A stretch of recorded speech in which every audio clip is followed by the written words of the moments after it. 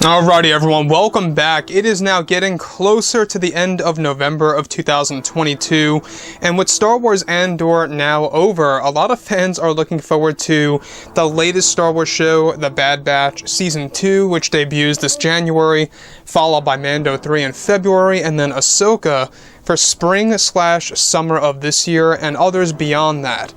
This is Mike Zero. Make sure to subscribe if you are new to the channel for future Star Wars updates. Also, by the way guys, make sure to drop a thumbs up on this video to support the channel. I thank you all so very much for the kind support. It is greatly appreciated. Now, one thing that Favreau and Filoni have their minds on is exactly how they're going to be able to fulfill Star Wars Legends and how it's really going to mix in with the current canon as best as possible. Now, we already know that everything related to Jon Favreau's attempt at Star Wars is all about preserving legends, right? They slowly did this in tidbits with Mando Season 2 and the upcoming Ahsoka Tano series, as well as a handful of other projects currently in the works. However, one project in particular that a lot of fans are very excited about is The Mandalorian Season 4, which by the way is said to be the most Legends-heavy show out of all the other seasons and just out of all the other Star Wars shows in general. Now, with that being said, we already know that Favreau has a lot of plans and a lot of tricks up his sleeve on exactly how he's going to go about accomplishing a lot of these new and upcoming goals in mind for the Star Wars universe and really fulfilling fans' dreams that are going to become true with upcoming Star Wars projects, TV shows, be it live action or animated, whatever have you. Now, with that being said and all, what's even all the more exciting about this is that with Favreau and Filoni currently developing new Star Wars TV shows for the future of the franchise, it's described that currently Favreau is working on The Mandalorian Season 4 that is set to borrow many major elements from Star Wars Legends and heavily feature Luke in the series. One substantial addition coming to Mando 4 based on one of the storyboards for the show is set to bring in Mara Jade, one of the most beloved characters in Legends, that will serve as one of the temporary villains in Mando 4 and will progress to becoming an ally of Luke in the 4th season. Now, Favreau has now finalized actress Karen Gillan to portray the role of Mara Jade, since he knows her personally from working on the Marvel Cinematic Universe, and that he is going to bring her in as a very important role for The Mandalorian Season 4 and a planned second season of the Ahsoka Tano series. Further, she is planned to be the personal assassin of Grand Admiral Thrawn, who goes on the hunt to find Luke Skywalker. Now, let me just stop here for a second. Now, for those of you that are unaware, the Ahsoka Tano series is going to set all of this up for The Mandalorian Season 4. It's going to set everything up for Grand Admiral Thrawn, the overall, Star Wars, canon and lore that supports the Thrawn trilogy of the Legends universe and how that's going to become a big part of the Ahsoka series.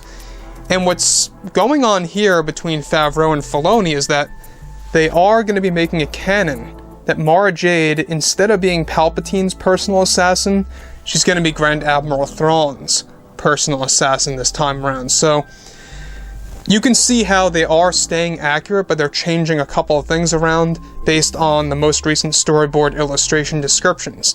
Now, one thing major about all of this is the fact that Karen Gillan is yet again another actress affiliated with the MCU becoming a part of Star Wars. This is becoming a common trend now. A lot of actors and actresses that are a part of the MCU are joining the Star Wars universe. Previously, before this, it was a lot of Game of Thrones actors and actresses. Now they're moving on to the Marvel's universe. So, on top of this too, what's even all the more exciting is that Favreau is also going to be focusing on Mando 4 being very Legends heavy.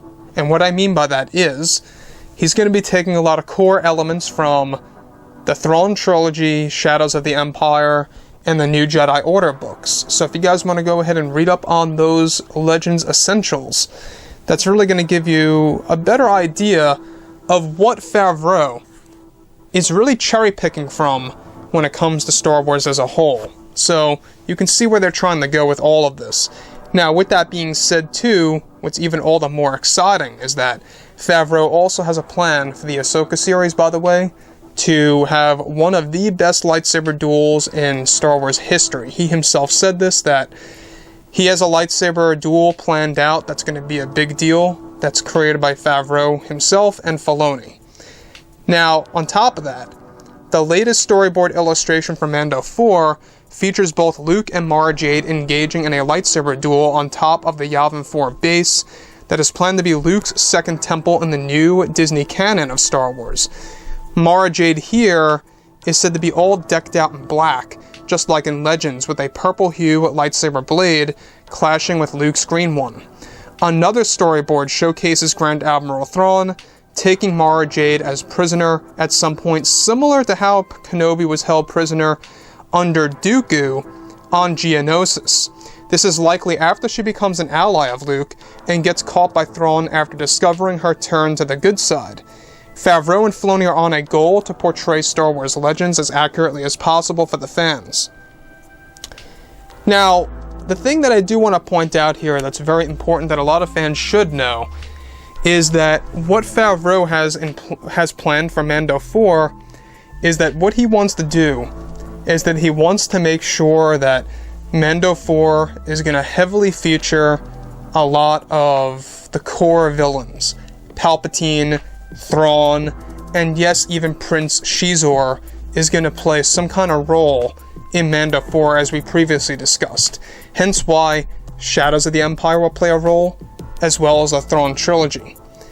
Now the thing about this too, about Mara Jade coming into the equation, alright? Some fans may like this, some fans may not like this, but I think that Mara Jade was always a very strong character in Legends. It was a very well-written character, and it really not only progressed Luke Skywalker's story into becoming a Jedi Master further, but it also really gave fans a different side of Luke, because it really was living proof that Luke was ready to break the old tradition of the Jedi, you know, to not engage in emotions or loving somebody or something around those lines.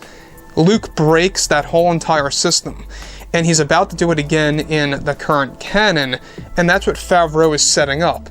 So that's one thing. That's going to be one big piece of character development, and it's one reason why I like Mara Jade so much in Legends, is because it forces Luke to break that old Jedi tradition, proving that it can still work while loving somebody. So that's why I like Luke in Legends so much. Now, about Favreau and Filoni here, they are going to give Luke a second Jedi temple on Yavin 4.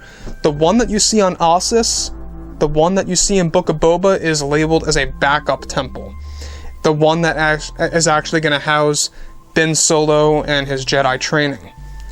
So with that being said, there's a lot of things going into this. There's a lot of changes coming our way. I would love to hear what you all have to say about this below in the comments. And if you guys did enjoy the content for today, make sure to drop a thumbs up on this video to support the channel. I thank you all so very much for the kind support, and I'll catch you guys next time.